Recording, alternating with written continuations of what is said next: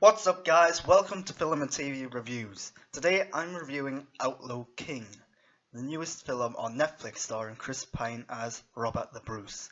And I really quite like this film. It's not great by any means, but it's not bad either. It's just a lot of fun. I say a lot of fun, there's a lot of death, a lot of gruesome scenes in there, but it is an enjoyable film. If you've seen Braveheart, in many ways this is almost a sequel to that. I know it's not meant to be a sequel, but you could consider it such. There are similarities to Braveheart. It is in Scotland. It literally follows off from where Braveheart kind of ends. So let's get into it. The story of this is Robert the Bruce. His father has just made a deal with England to basically let England control Scotland. But when William Wallace falls and the English start to run roughshod across Scotland, Robert the Bruce feels like he's got to stand up and actually continue the rebellion against the English. And that's when this whole conflict starts. Chris Pine, an American, I believe, plays Robert the Bruce. He's not Scottish. So let's get into that first. He actually has a pretty good Scottish accent. At no point in this film did I think that he was badly cast in this. He's actually pretty good. I would say this is one of his better performances. On the acting front, I think the highlight of this film is Florence Pugh. I've seen her pop up in quite a few things recently. She's a really good actress, quite young. I think she's only like 22 or something. I think she's going to be something to keep an eye on because she is popping up in loads of things. I think she's just waiting to get that one role that really catapults at her stardom. A really likable character, quite funny at times. I don't think it's quite intentional, but she's confident in herself. She's outspoken. She doesn't give a damn about what any of these guys in this what is a patriarchal society.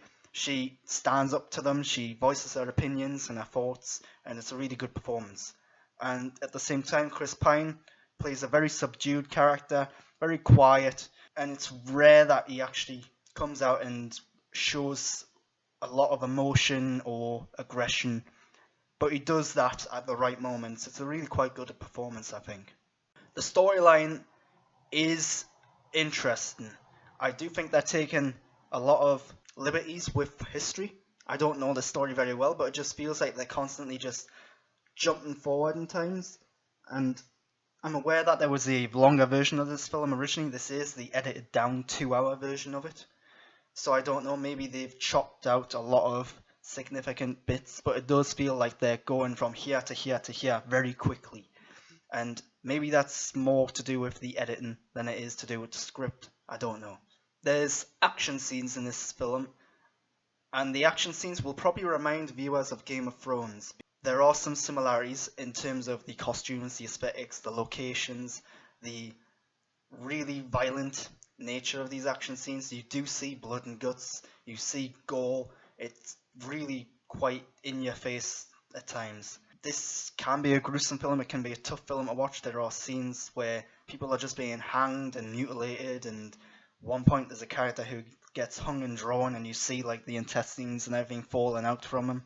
This isn't a film for kids, it's not a film that everyone will appreciate. That's kind of all I've got to say about Outlaw King. I think it's one of Netflix's better films. I do recommend it. It's quite a lot of fun in a weird, bizarre, almost uncomfortable way. But it does tell a historical story. I do think it takes liberties. Because it's been cut down from 2.5 hours, I think, to 2 hours, the pacing's quite good. I was never bored. It's constantly moving along. At times, it moves along a little too quick. Because of that, there's only the two lead characters, Chris Pine and Florence Pugh's characters, who actually get some sort of development. All the others come across as, oh, this is the ginger one, this is the aggressive one, this is the traitor.